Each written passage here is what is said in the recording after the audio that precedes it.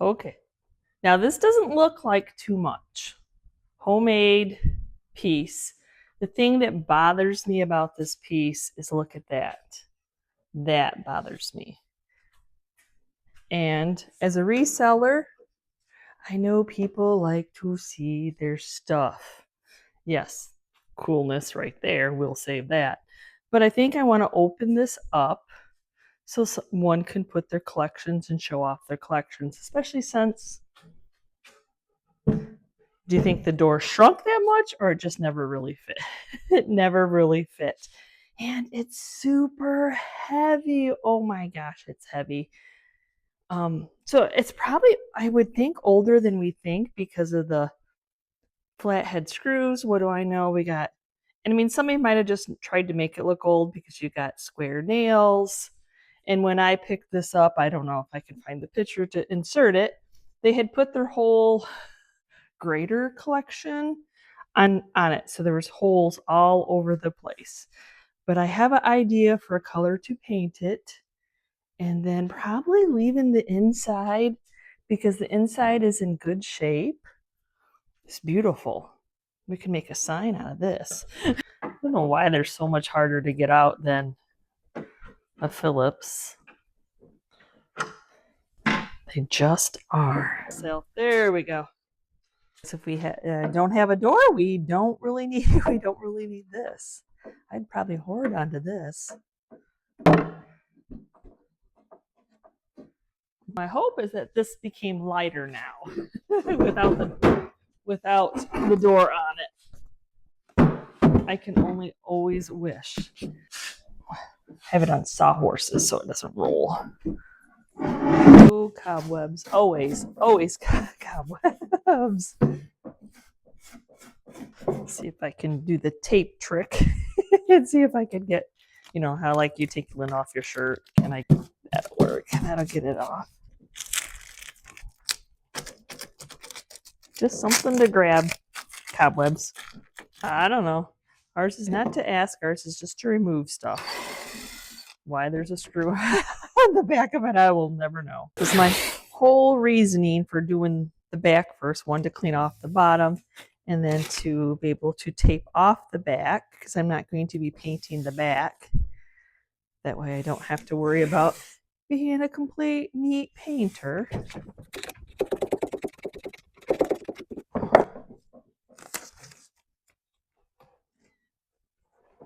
I think because you see most of like the inner legs and how much you see because it's so tall. The legs are very tall. Okay, now let's see if we can flip this over. So heavy. That's a good thing though, right?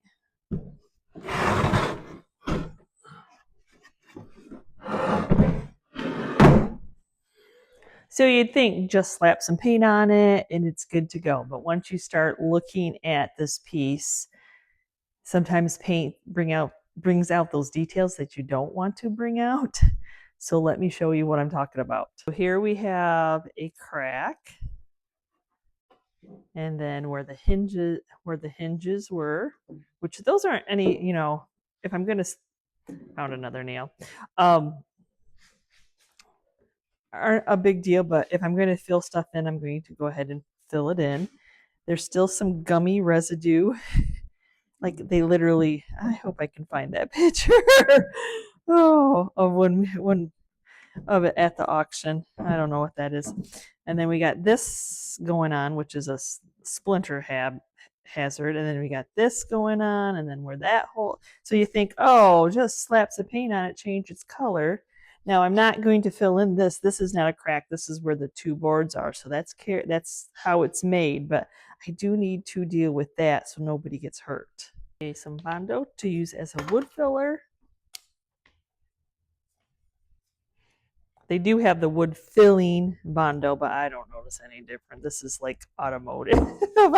As I said, I don't really notice necessarily any difference. So, because Walmart usually doesn't. When I run out of it, I'm always like 10 minutes away from a Walmart and I run in and get it. They don't usually have the wood filler, but they do have the automotive.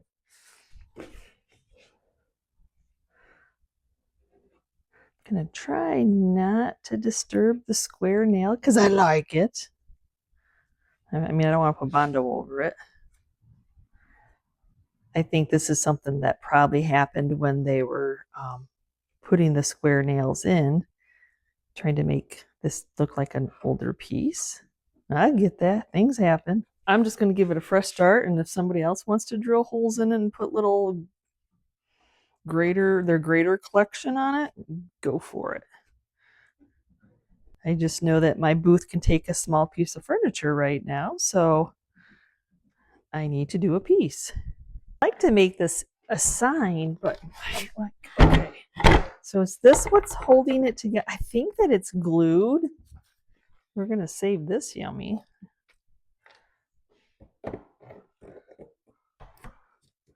It's an old, like 16 ounces equals 1 pound, measurement, but it's old. So I don't know, maybe they glued it on. I can tell that these boards are all glued, but this makes it stick out so far. And it's just going to be a sign, like something recycled. So I'll try to see if I can get it off. They put 1, 2, 3, 4, 5, 6, 7, 8 nails. Like that needed 8 nails. Oh my gosh. It did not need 8 nails.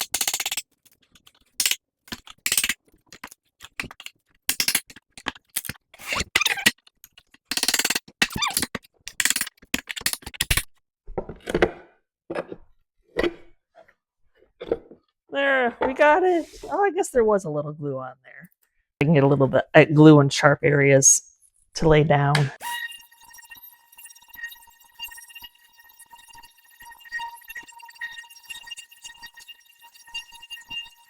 If you never used Bondo, Bondo hardens fast. That's why I like it as a filler.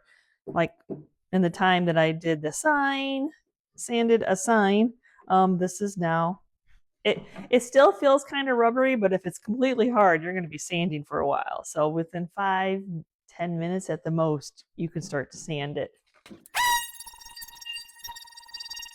So I took a moment, tried to find anything that was really rough and tried to sand it smoother. Like I don't want to go, because I'm going to leave the inside the natural.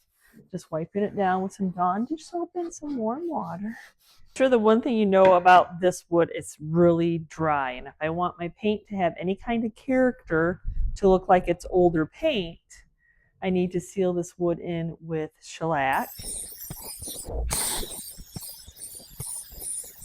On today's episode, I probably have lost my mind, but it's pumpkin season, it's fall.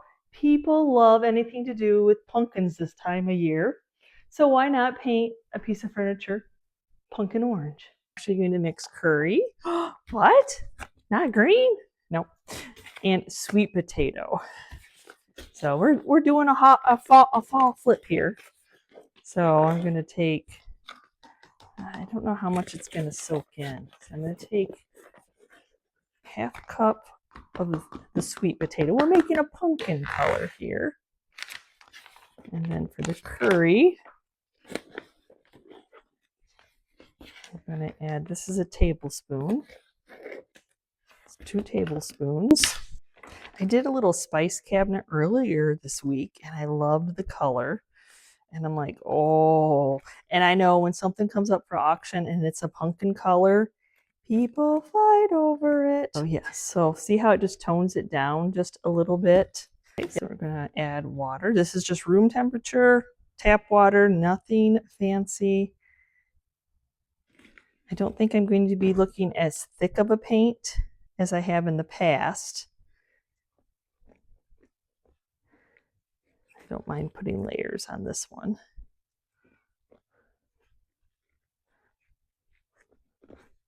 Because the directions will tell you equal parts, but you just do you and you'll figure out the consistency that you need. Let's start painting and see what happens.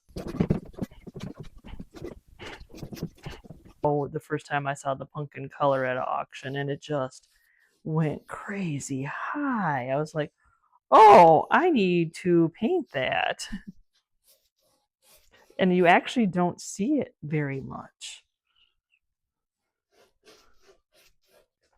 It is nice because the shellac now, I always do multiple coats. I only ever show like one coat on camera because how do you tell that I'm doing multiples?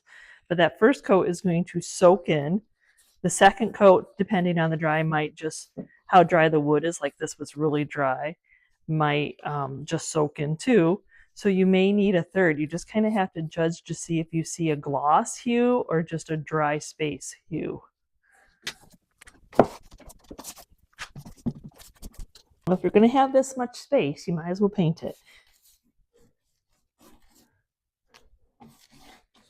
All painted, really, I mean, not a time consuming by any means, but I already love the two colors together. What the original inside and what I'm calling it pumpkin mixture of Sweet Pickins paint is. Oh, so nice and heavy coat is what I did. So I'm hoping for some crackling.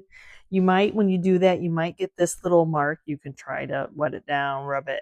I just let it be what it is. It's going to be, because for me, an aged paint, the item has gotten hot, cold, swelled, shrunk. So I want crackling. I want imperfections. So we'll see what it does as it dries. So this is what I want my sign to say. And I just want to freehand it. Like the pumpkin patch would have just been like, okay. So you can see, like I have 5 boards, so my lettering's going to end up being like, you know. But I think maybe if I keep it off that board and off that board, I don't know. You know, we overthink signs so much sometimes. So what I'm going to do is I'm going to take this and I'm going to guesstimate my half. Chalk. Just a big old piece of chalk. Square so I can stay straight. Of 1, 2, 3, 4, 5, 6, 7, 8. 8. So, and then let me measure to see how big my letters should be. Okay, so of course, so we're going to go with, so 33, and I have 8, should be like a little over 4. So I'm going to make it, I really should find a big, smaller piece of chalk, but this has just happened to be what I had. So do 4, and then 8.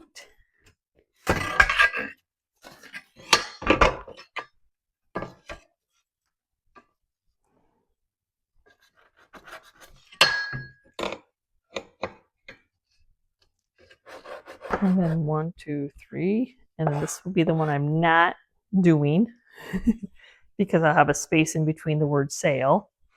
So just, like I said, I'm just freehanding with a, and then I'll do paint.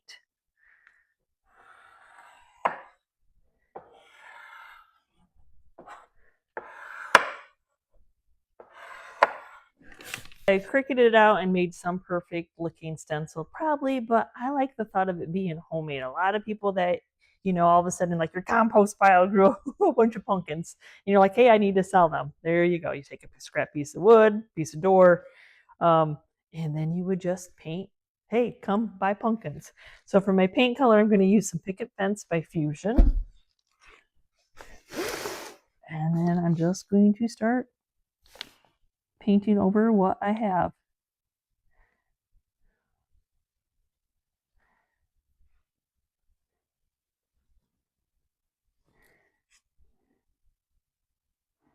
Nice thing about chalk is then you can, whatever doesn't make it, underneath the paint, I can wipe off. So I'll probably go over my lettering twice, make it a little bit brighter, but I gotta wait for this coat to dry. One of my favorite parts of painting with milk paint is seeing how it reacted. Every item acts differently. So we've got some crazing, not a ton because the wood is so dry, even with the 3 coats of the shellac. It's not like you're going to get a ton of chippiness, but you're going to get the age of the cracks and crazing. And so, oh, I love it. Love it. So now it is time to sand and see what we get. So this is like the running I tell you about, but I don't worry about it. I love the imperfection of it all. I mean, it's the gravity. It is what it is. It's going to run a little bit, but the finish, you always have to trust the process. The finish always looks good. That always looks scary, but it ends up looking okay. So I've got some used 80 grit on here. I'm just, whatever it does is what it does. It's on there really good. I want more off. So I'm not going to use a used one. I'm going to use a new 80 grit. I know you would think 220, but no, I want to see more of the wood.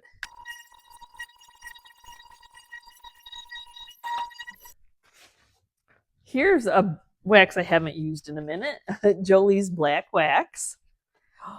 I did say black, yes.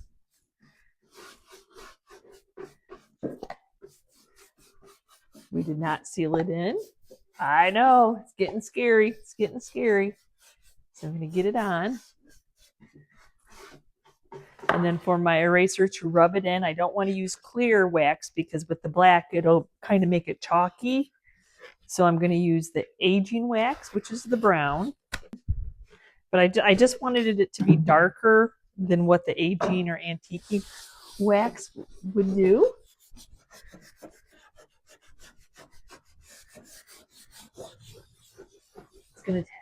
We're going to be rubbing. Trust the process. So I really wanted any of that raw wood that was showing to get colored in by wax, if that makes sense. Like I don't want you showing. Whoa, what a difference wax can make on a piece. It's still the sweet potato curry mixture. You can definitely tell that it's still pumpkin orange, not a bright pumpkin. So before wax, after wax. Oh. One little detail that can set you apart from others is after you take that tape off, take some sandpaper, get that crusty edge. You can feel it. When you grab that piece, you can feel it. So take seconds. 3 coats of white. I think that's good enough. Whatever the stain is bleeding through it. It doesn't matter. It's just a sign. It's supposed to look homemade. So I'm just going to take some used sandpaper and kind of go over it. I might even take my sander just to knock down the paint a little bit. Because now I'm going to take a little bit of Fusion's aging wax.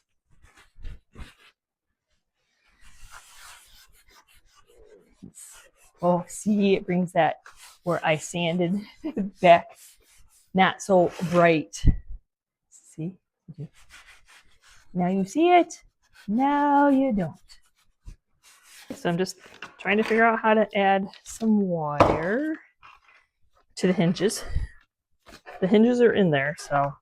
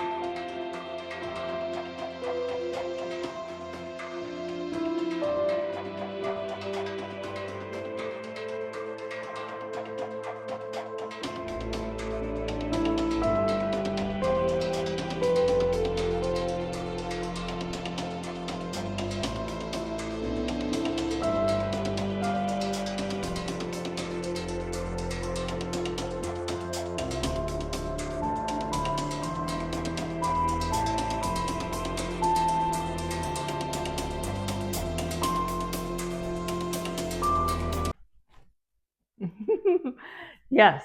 So it's pumpkin color, but not like in your face pumpkin color. It is a nice, primitive, folk art, wonderful, antique looking color. Oh my gosh, it turned out amazing. Wonderful, even though I have another place for my vintage paper mache pumpkins. They show off really well in there. So I hope you enjoyed today's content. Yep, I used the door for something else. So that works. It's a little bit wonky. It's all good. So thanks for watching. We will see you next time, and you can see what I'm up to. Bye. And you're trying to film, and Tater's got to smell everything because it has not been in here before. Oh, Tay, so cute.